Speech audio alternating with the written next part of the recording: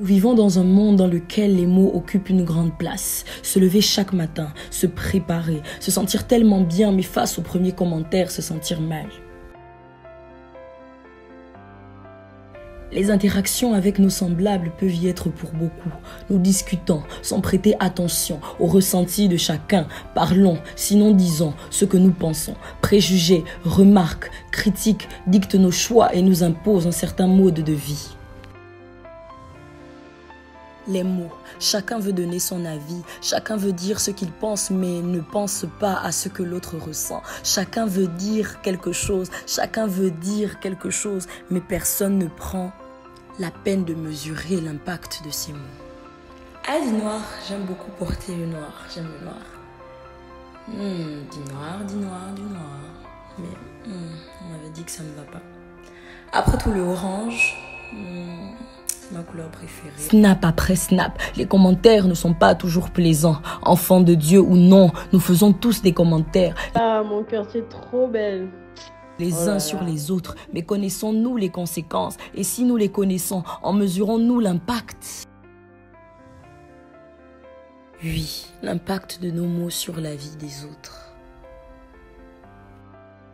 Oui, le pouvoir de notre langue.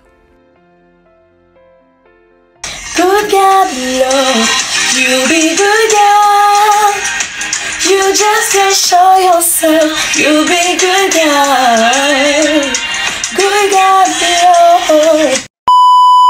Hello tout le monde, alors j'espère que vous allez bien. Moi je me porte bien par la grâce de Dieu. Déjà meilleurs vœux, je prie que cette année vous soyez plus proche du Seigneur que l'année précédente. La puissance des mots. Alors je vais lire la parole de Dieu dans le livre de Proverbes chapitre 18 verset 21. Il est écrit: la mort et la vie sont au pouvoir de la langue, quiconque l'aime en mangera les fruits. Amen. C'est un verset qui est énormément connu, mais c'est notre texte de base au cours de cette exhortation. La Bible nous enseigne que la langue a un pouvoir. La Bible va aller même plus loin. Dans le livre de la Genèse, la Bible va nous dire qu'au commencement, Dieu créa. Et on va nous dire, il dit que la lumière soit et la lumière fut. Donc on voit ici la puissance également de la parole. La langue a un pouvoir, la parole a une puissance. Le livre de Jérémie chapitre 1, les versets 6-7, le Seigneur qui s'adresse à Jérémie. Jérémie va dire au Seigneur, je suis un enfant. Il va lui dire, je vais paraphraser, que je ne suis pas capable. Le Seigneur va lui dire, ne dis pas. Alors en tant qu'être humain, c'est tout à fait normal de vouloir parler. Pourquoi? Parce que parler, c'est communiquer, c'est échanger, c'est discuter, c'est s'exprimer par la parole. Donc j'aimerais dire ceci. Le premier point qu'on va développer, c'est veille sur ta bouche. Au-delà de ce que tu as envie de dire, il faut te poser 3 questions. Vais-je édifier? Est-ce nécessaire? Vais-je blesser quelqu'un lorsque je prendrai la parole? Proverbe chapitre 21 verset 23. Celui qui veille sur sa bouche et sur sa langue préserve son âme des angoisses. Amen. Le verset est assez clair. Numéro 2, j'aimerais te dire, tu ne connais pas l'état émotionnel de tout un chacun. Ton entourage, tu ne connais peut-être pas. Voilà, la plus forte raison, une personne que tu ne fréquentes pas, tu ne connais pas son état émotionnel. Donc lorsque tu parles, il faut veiller sur ce que tu dis. Parce que dans la mesure où tu as envie d'ouvrir la bouche, parce que tu veux ouvrir la bouche, tu dois te poser ce genre de questions. Vais-je édifier? Est-ce que je vais blesser quelqu'un et tout? Même le commentaire le plus insignifiant, comme on le voyait dans le court-métrage, peut avoir un grand impact sur la vie de quelqu'un. D'où il faut veiller sur tes paroles. Il faut, je le dirais comme ça, discipliner ta langue de sorte à ce que tu la tourneras 7 fois avant d'ouvrir la bouche et de commencer à parler. Il y a différentes catégories de personnes. Il y a les brisés, il y a les déçus, il y a les personnes en quête de restauration, il y a les personnes que le Seigneur est même encore en train de restaurer, il y a des personnes qui n'aspirent pas du tout à une quelconque restauration. Elles sont tellement blessées intérieurement que la plus petite remarque peut avoir un impact énorme. Tes mots ont la possibilité ou la capacité soit de construire, soit de détruire. On doit se poser la question, comment se comporter? À cette question, moi je réponds, il est question d'éducation.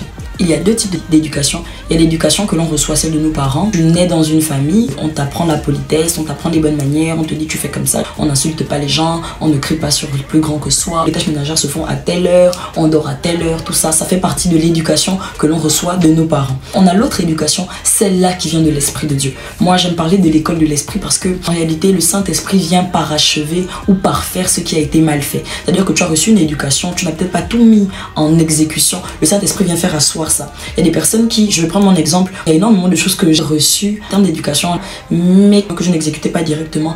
Mais le Saint-Esprit est venu faire asseoir certaines choses. Il y a énormément de choses qui font en sorte que ces éducations-là, sont complémentaires. Et voilà pourquoi la Bible va nous dire, même dans le livre de Éphésiens 6, enfants, obéissez à vos parents selon le Seigneur. C'est-à-dire que l'obéissance ici est conditionnée par ça. On doit se dire, ce que je fais là, est-ce que c'est en concordance avec la parole de Dieu? C'est-à-dire que si ton père te dit, va tuer là-bas, tu sens que non, papa. Là, tu es dans les bois. Et la conséquence de cette exécution-là va nous emmener à dépendre de l'Esprit de Dieu. Lorsque je dépends de l'Esprit de Dieu, il y a des choses que j'ai envie de faire, mais parce que le Saint-Esprit me demande de ne pas faire, je ne fais pas. C'est-à-dire que je peux être là, il y a quelqu'un qui m'a énervé, j'ai envie d'insulter la personne, ça me brûle les lèvres. Mais ma position d'enfant de Dieu et le fait que je marche selon l'Esprit va m'amener à ne pas dire ce que je pense. Ça m'éloigne des émotions en quelque sorte. C'est-à-dire que être émotionnel, c'est être poussé et conduit uniquement par ses émotions. Étant une personne hypersensible, je ressens les émotions un peu plus intensément que les autres. Du coup, je vais me dire que c'est ce que moi je ressens. Se dire que c'est ce que je ressens, c'est ne pas avoir compris la vie en société. Parce que la vie en société, ce n'est pas seulement ce qu'on ressent qui compte, c'est également ce que les autres peuvent ressentir. Amen. Donc le quatrième point, c'est ta bouche peut être un instrument de bénédiction. De la même façon que plusieurs personnes ont compris que paroles ont un pouvoir et peuvent maudire quelqu'un, nos paroles peuvent aussi bénir quelqu'un. Et je vais t'inciter à faire ceci. Exerce ta bouche aux bonnes paroles. Complimente, félicite, encourage, prie pour. Parce que quand on a un entourage et qu'on constate qu'il y a une catégorie de personnes qui ont un certain comportement, c'est pas ce comportement-là qui doit dicter notre comportement, doit influencer notre comportement. Si quelqu'un est méchant avec moi, je lui impose l'amour de Dieu. Dit comme ça, c'est bizarre, mais une fois je me souviens qu'il y a une personne qui m'agaçait beaucoup, mais j'avais dit à Dieu, Seigneur, cette personne est entre tes mains.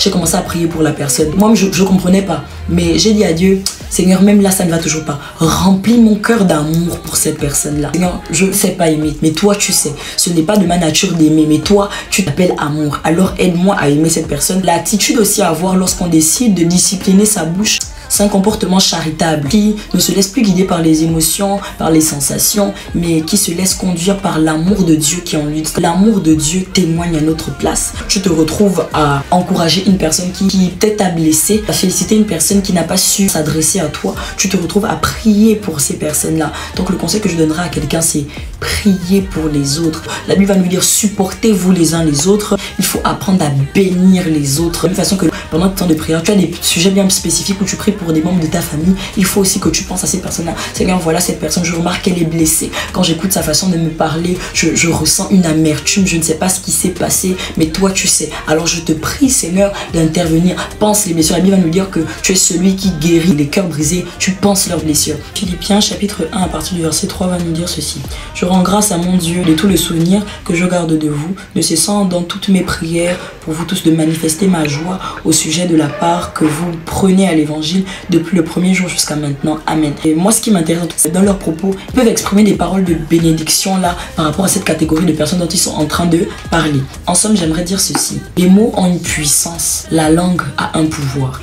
Et l'exhortation que j'aurai pour quelqu'un, c'est veille sur ta bouche afin que l'ennemi ne passe pas par elle pour détruire, mais que le Seigneur passe par ta bouche pour unir, pour bénir, pour que ta bouche soit un instrument par lequel le Seigneur passe pour transmettre sa parole, pour transmettre un message. Parler de Jérémie comme Jérémie en agissant avec amour, humilité et justice. Que Dieu vous bénisse. Bye.